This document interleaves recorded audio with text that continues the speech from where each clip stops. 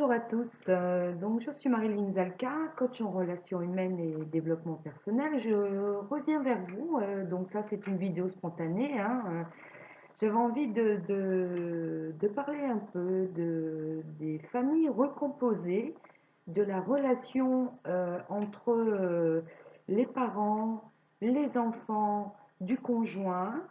C'est vrai que c'est pas évident aujourd'hui. Malheureusement, on est dans une ère où on s'adapte beaucoup à ces situations-là. Le mariage, le divorce, la recomposition familiale qui suit à tout ça. Et en fait, je voulais vous exprimer qu'il est bien possible, hein, de trouver le bonheur rapidement et surtout d'apprendre à se relier les uns aux autres, hein, que ce soit au sein du nouveau couple et puis avec les enfants tout simplement. Alors, qu'est-ce qui se passe dans ces cas-là? Il y a une période d'adaptation en fait, hein, au moment où le nouveau, entre parenthèses, conjoint s'installe au sein de la famille. Évidemment, il y a un peu un intrus qui arrive aux yeux des enfants, quel que soit leur âge, hein, qu'ils soient petits ou ados ou même adultes, hein.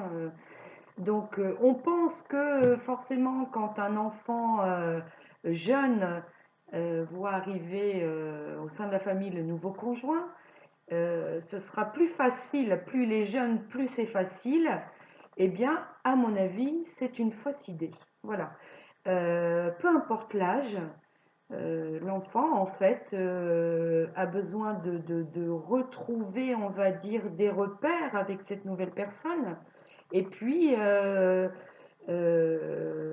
qui, il a peur, parce que les enfants, plus ils sont jeunes, plus ils vivent dans les émotions. Et plus ils ont du mal à les exprimer, en fait, ces émotions, les petits loups, vous imaginez bien, ils ont encore du mal à trouver les mots, donc forcément, ça se répercute par de la rébellion, par des comportements un peu exacerbés, en fait. Ils ont du mal à gérer tout ça, donc en fait, je dirais que mais ça c'est mon avis, hein, ce sont des situations que je vis régulièrement avec mes clients en coaching. Ces enfants essaient d'exprimer un peu la perte de repères, hein, par les émotions, au travers les émotions, par des colères, par de la tristesse, par une soumission aussi, selon le fonctionnement de l'enfant. Et donc, il arrive parfois que l'adulte, face à ça, n'ayant pas encore tous les éléments pour le gérer, on va dire, va avoir, on va dire, une distance qui va créer une distance inconsciente avec l'enfant ou avec l'ado, hein, donc, voilà. Alors là, ce que je voulais partager aujourd'hui avec vous, c'est que, eh ben, c'est possible. C'est très très possible. Il suffit déjà d'avoir de l'amour dans son cœur et puis d'être à l'écoute justement des besoins de ses enfants. Et donc on va mettre ses a priori de côté, hein, et puis on va se centrer sur eux, on va observer leur comportement et se poser la question de savoir pour quelles raisons il agit comme ça, quelles sont les émotions dans lesquelles il se trouve.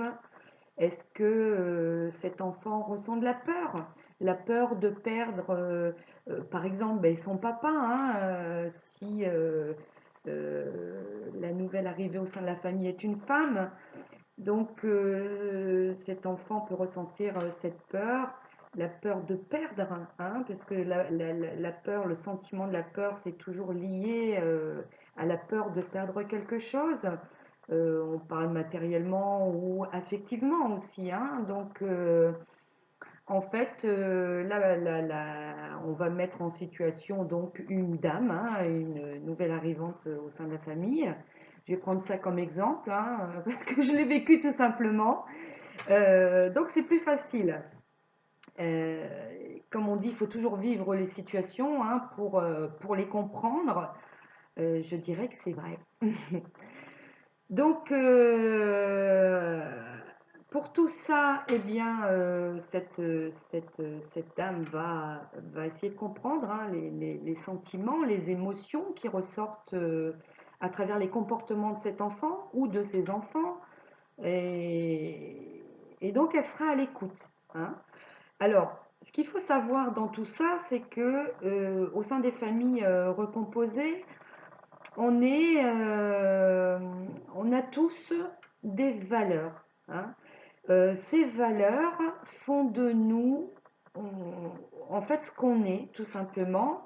Et ces valeurs sont issues de notre éducation, hein, de la manière dont on a grandi, la manière dont on a été éduqué par nos parents, parce que très souvent, même tout le temps, ce sont nos valeurs en tant qu'enfant, en tant qu'ado, sont, on va dire, le reflet des valeurs de nos parents qui nous ont transmises, hein.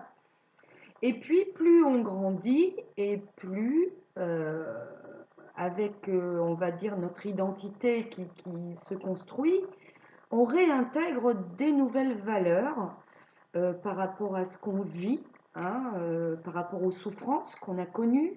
Et puis, donc ces valeurs nous font évoluer et changent, on va dire, notre mode de fonctionnement, hein, enfin une partie de notre mode de fonctionnement. Et puis, ce qu'il faut savoir, c'est que chez les enfants, ils ont aussi, ces petits loups, des valeurs, voilà, qui sont assez nouvelles, qui ont été retransmises, donc là, dans le cas, dans la situation que je vous ai présentée, en fait, par leur maman, hein, et leur papa. Bon, leur papa étant présent avec vous, évidemment, on va parler de la maman. Donc ces valeurs elles-mêmes ont été retransmises par ses parents, comme je viens de vous le dire, hein. Et puis, donc cet enfant a en lui des valeurs qui ne sont pas forcément les vôtres. Voilà, on est tous différents, on a tous grandi, vécu des choses différentes, c'est-à-dire qu'on a pris un chemin avec nos propres chaussures.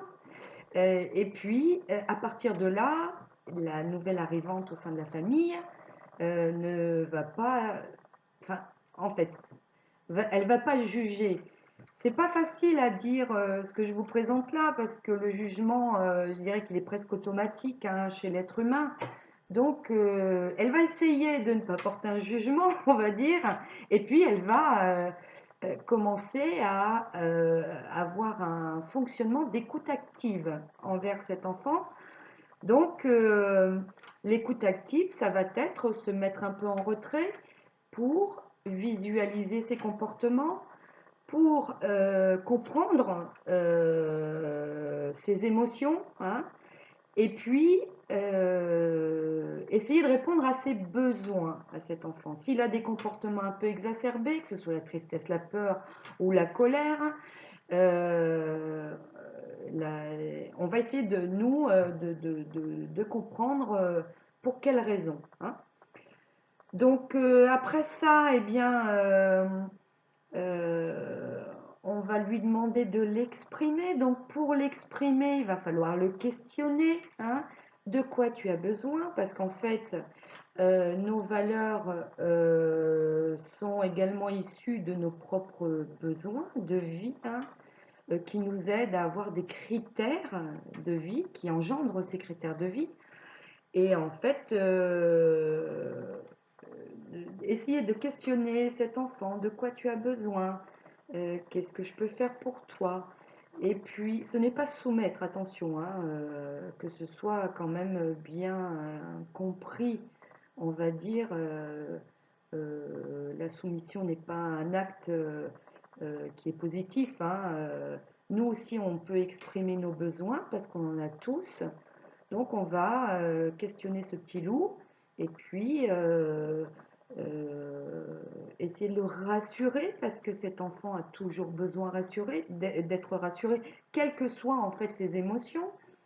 Et puis, on va lui faire part des nôtres de besoins, hein, par rapport à nos règles de vie, on va dire, et toujours dans une zénitude.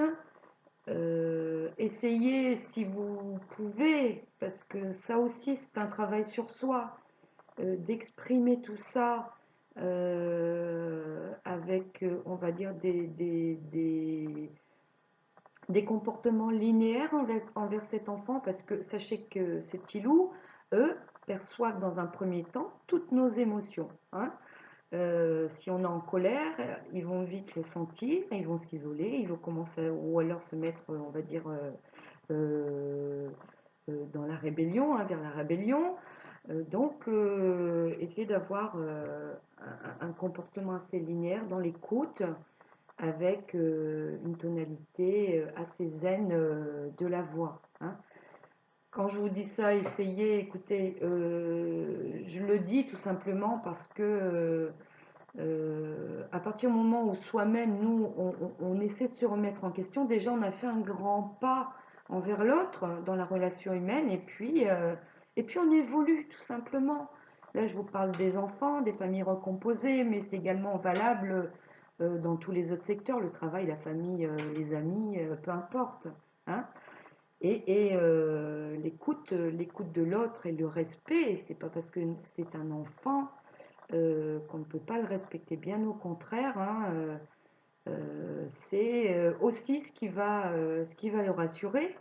Et puis, donc on est dans l'écoute, on enclenche une communication qui est positive, cet enfant va commencer à s'exprimer, et dans le fait de le rassurer, on va aussi lui exprimer nos propres besoins pour qu'il les comprenne. Et puis, en lui parlant d'amour, exactement, le rassurer en lui disant qu'il est très important pour vous, passer du temps avec lui, par exemple, jouer avec lui, l'emmener à l'école. Vous avez une place dans cette famille qui est recomposée, qui est une place de pilier, hein, on est d'accord, vous allez reprendre ce rôle d'éducateur envers cet enfant, envers ses enfants, envers ses ados.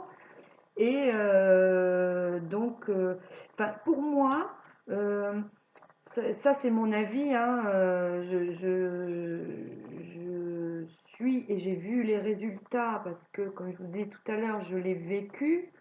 Quand on se recentre en fait dans le respect de l'autre, dans l'écoute, dans l'attention, cette attention dont ils ont tant besoin pour retrouver leur identité, retrouver leur place au sein de cette famille, hein, on va l'aimer et être présente euh, pour lui. Voilà.